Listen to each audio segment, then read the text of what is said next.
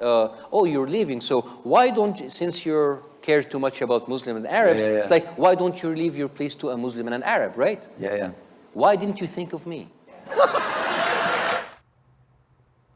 From humble beginnings as a heart surgeon to being watched and followed by tens of millions of viewers, comedian and political satirist Bassem Youssef has faced off with governments in the name of free speech.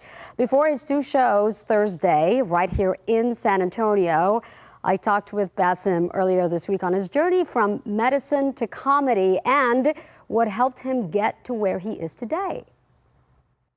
You were known as the Jon Stewart of the Middle East, and you actually developed a huge friendship with Jon Stewart. You filled in for him before on The Daily Show, and you worked a lot with him. How would you describe like your stand-up comedy? I know you said that because of him, you ended up with your own show, and that's how you got your start. Yes. Well, my stand-up comedy, listen, I kind of get my inspiration from George Carlin. I love George Carlin. And it was CNN when I first saw Jon Stewart. My English stand-up comedy is more of like very heavy politically. But because of John, I became aware of political satire. But so much fun, and there's a lot of laughter. I left medicine, and because of that decision, many more patients are alive today.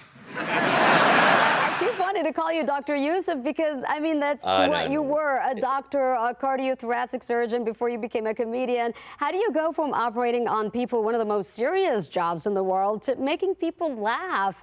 And does your medical background intertwine in any way with your comedy now? Well, you do that through disappointing your parents, the first thing, you know.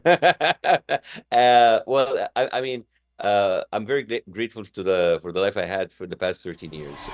2011 happened with the Arab Spring, and then I found myself doing these YouTube videos, went viral. And this is free elections, yes. I left everything to do comedy. I stayed there because there was better money. But I mean, the show in Egypt was very popular. People liked it, government, not so much. And I had two different regimes in Egypt. One regime kind of put me through interrogation, and there was a warrant for my arrest, and the other regime canceled me a couple of times. And I ended up leaving because it was too dangerous for me to stay. And I came here and I started from scratch. And I started doing stand-up comedy in English, my second language, only 5 years ago. Bassem Youssef. Bassem, thank you so much. Thank you so much. And I've been connecting with the audiences everywhere. They're like, who the hell is this guy? And they're very nice. Thank you. Thank you very much. Very friendly people. Yes, because I've designed that show in order that anybody can relate to, whether you are an immigrant or you've lived and born and lived here all your life. People come to me from all kinds of religions and ethnicities, everybody. And everybody see themselves in that show.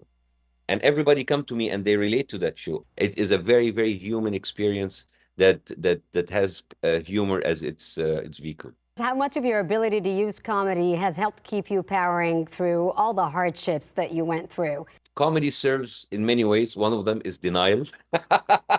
So when you're laughing, you forget your problems. Thanks for nothing, buddy. The biggest reward a comedian will have is to go on stage and engage with people in the crowd, and they laugh with you, and you see the appreciation and you see the love in their eyes. You know what I'm saying? This is better than therapy. What do you hope your audience walks away with when they go to your show this Thursday? They walk away with laughter, humor in their hearts, and the feeling that they are all connected despite how different we all are. I have people sitting on the tables, and I have like Palestinians and Mexicans and Peruvian, and people just sitting, and they're like, at the end of the show, they're friends. I love that. I love how comedy brings people together. Wonderful seeing you and speaking with you, and yes, from one fellow Egyptian to another. It's been wonderful. I'm very proud of you, Asara. You are in the San Antonio news. I'm so proud of you. I'm proud of you. You're doing an awesome job all around. We're proud of each other. We're proud. If you would like to catch Bassem this Thursday night and have a night of laughs, tickets are still available for his 9:45 show Thursday at the Laugh Out Loud Comedy Club on Northwest Loop for 10.